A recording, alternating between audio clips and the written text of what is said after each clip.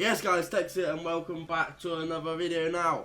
Tactic videos are usually quite boring, they're just a bit more informative, and that is what this is, if I'm being honest with you. Just a new tactic video. Obviously, as you lot have seen on Instagram, on Twitter, I've been playing the game a lot recently. Every day I'm grinding, and I just, you know what I mean, I've got some different tactics and I'm ready to go off at playoffs. I've got E-Nations coming up and I got World Cup, and this is what I'm looking at on my screen at the moment. These are the tactics that, as it stands right now, I'm going into playoffs with, which is at the beginning of July. So these are my four different ones. Is your attacking one, the ultra attacking one is like when I'm losing and I need a goal at the end.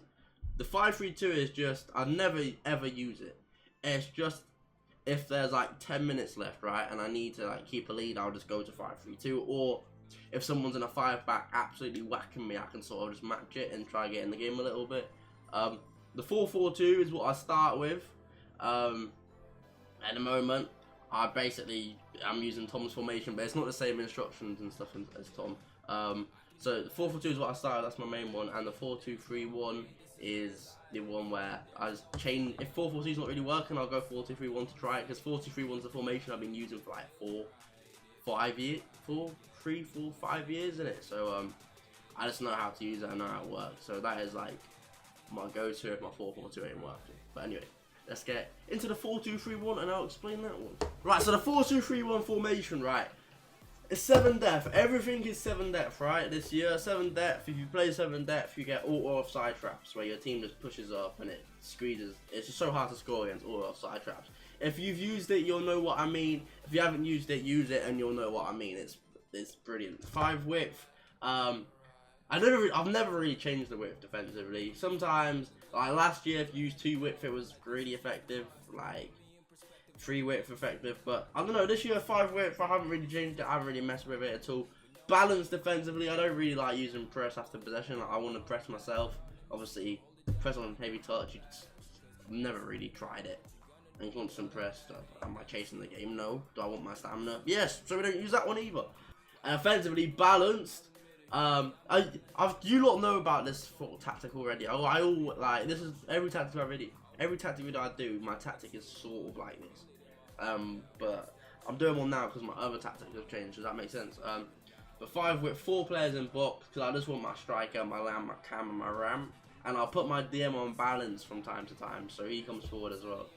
1 corners and 1 free kicks, mainly for the fact I just don't want, as long as my CR7's at the near post from corners, and as long as I don't get countered from free kicks and stuff like that, I don't really necessarily like care at all about like not having people in the box for corners. But that is my 4-2-3. All my instructions. On the strike, I've got getting behind and drift wide. I sort of changed it a little bit. When I've got the ball with like Trent or Sancho, I want my CR7 to make like, so if he's in the middle, I want him to make like runs in behind like that. So I've got him on drift wide and getting behind.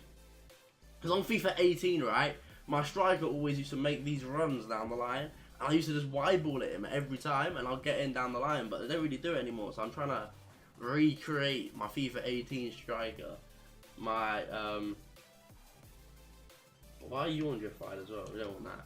Alright, my free cams, come back, balanced, come back. I don't know. I struggle to defend. I struggle to defend sometimes at the minute, so I've got my cams on come back, but only my lamb and my ram. My middle cam is just on balance because I don't want everyone back. Well, I do, but I don't in it. Like, I want to have some sort of counter attack. Because there was a time in my life where I used all of them on stay forward. The most deadliest counter attack in somewhere. Can't quite figure out where, but it was the most dangerous counter attack somewhere. But that is that. My DM stay back cover center and my wing back stay back. And that is literally the tactic. The most basic tactic on the game, but trust me, I love it. 4-2-3-1, good formation, but it's not the best formation. So this is the formation right here, 4-4-2. I advise you all, and I mean all to use. So once again, 7 depth, 5 width. I always be 7 depth. I've explained it already, so I'm not going to explain it again. But offensively, right, 5 width and 6 players in box. I don't know why, but I really enjoy the fact on 4-4-2 when your wingers, like, you'll give it to the strikers and your wingers will overlap. But I want one of my centre mids to get involved as well. So we go, I just want to overload the box. Does that make sense? So I've got 6 players in box, 1 corner again, because as long as my CS7's at the front post, I don't really care, and 2 free kicks. I don't really know why this one's got 2 and the other one's got 1, but we got 2 free kicks, and it's going to stay like that. And then the instructions, I use both my strikers, stay central, or balance. I sort of prefer balance, but I don't know why, but I've been fidgeting with it. So at the moment, they're both just on balance. Does that make sense? No, they're both just on stay central, but I've been fidgeting with it. Either one, I don't really think it's that important. It doesn't really make a difference as such. So yeah, my DMs on man mark and Vieira's on stay back, right? So you're gonna have, obviously, if you have 2 centre mids, 2 DMs, like one's gonna be more attacking than the other. The reason I use DMs instead of centre mids is just, I think it's easier to defend. It's not as good going forward, but that's why I've got Hullet on balance to then actually go forward. So man mark, cover centre, balance on your attacking one, and then your stay back one, stay back, obviously man mark, cover centre. I don't know, I think man mark just makes the pitch like more compact, like the line between the centre mids and the DMs and the CBs like is a lot shorter. Does that make sense? So yeah, I think that makes sense. Have I explained that? Okay, hopefully, I hope so. Wide mids on stay on. Why are you on balanced? Wide mids on stay back, and why are you on player striker? What? What is going on? Have I been playing with that? Right, left back on stay back overlap, and right back on stay back overlap. I don't know, overlap. I like them on overlap because I've got my wide mid on cut inside and come back, right? So my wide mids are on cut inside, and then the fullbacks on overlap. It just works well. I don't know. I enjoy it. So wide mids and cut inside and come back, and that is the tactic. Really basic again, nothing too major. It's a bit more complex than the 4-2-3 one, but that is what I use as it stands at the moment. It's subject to change, but I just enjoy it. And Tom uses it, and I want to be like Tom because Tom is the best FIFA 21 player in the world. Right, moving on to the 5-3-2. I've got balanced fast builder, right? But as I say, 7 depth. As always, even though I'm holding elite 7 depth, it's so hard to score against. Honestly, it's a joke. All offside traps, I tell you, I promise you, try it. 5 width. Basically, you got 3 CBs and 2 wingbacks, so width don't really matter because you're gonna be narrow. Your team's just gonna be narrow, I think, and you'll, yeah, like width 5 back. I don't really think it makes that much of it. Like, no one really cares. But then offensively, I've got fast builder because I just want all my guys to get involved. Like, you got your 3 CBs and they're not gonna get involved in fast build up, but you're gonna have your left wing back bombing on, your right wing back bombing on, all your centre mids bombing on. It's gonna create an overload. So fast build up, I think it's like, because one thing I figured this year is so hard to keep the ball, like just keep the ball. So if I just try and score and while keeping the ball, if that makes sense, I think it'll be easier. So I've got fast build up on, 5 width, 6 players in box. Obviously, I want all my centre mids to get involved. I don't care that I'm winning the game.